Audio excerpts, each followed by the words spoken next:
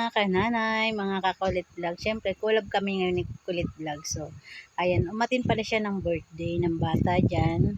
Malapit lang sa amin. Kaya dinig na dinig yung yung kung ano yung nilalaro nila. So, nagpalaro yung host na yung i-describe mo yung mama mo or papa mo.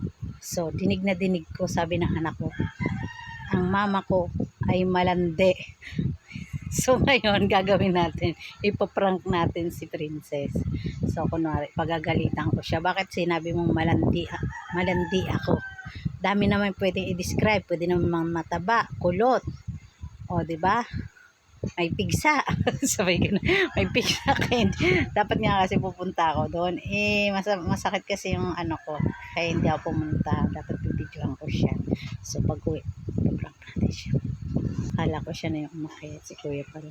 So, paprank natin siya, guys. Tingnan natin kung ano yung magiging reaction niya or iiyak ba siya. Kasi kunwari galit ako.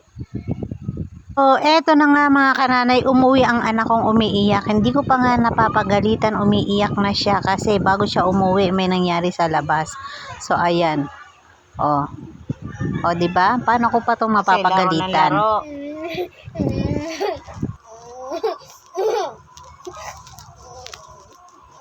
Ba't ka nabibidyo? Ayan ang mga batang papagalitan pa naman sana kita.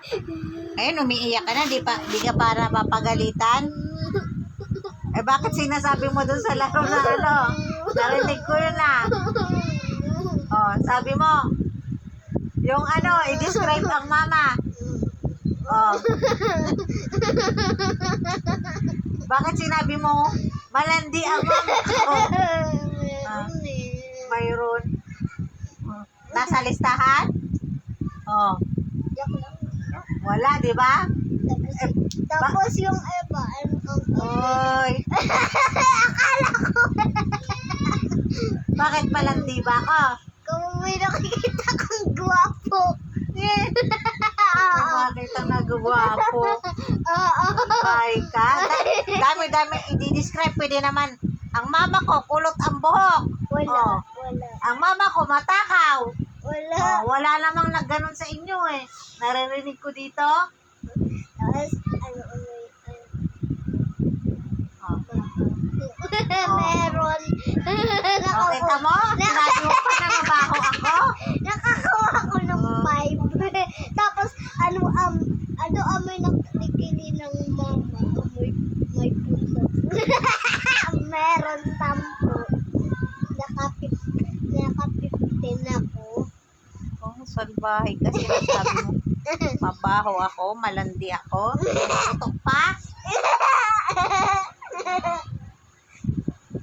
Bis papaluin kita eh. Uwi ka pa lang, umiiyak ka na.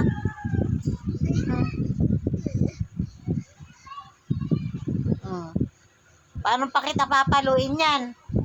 Kita mo? Hilig-hilig mo kasi maglaro kayo ng nagkakasakitan kayo eh. Ako nga alam kung ano gagawin sa akin. Ba't sinunod mo? Kaya pala siya umiiyak, guys, kasi naglaro sila ng kanyang pinsan. Hinatak yung braso niya, kaso nakagat niya yung labi niya kasi nga nahaltak siya, nasaktan siya. Kaya siya umiiyak nang umuwi dito sa bahay. O, di ba? Hindi ko na napagalitan tuloy.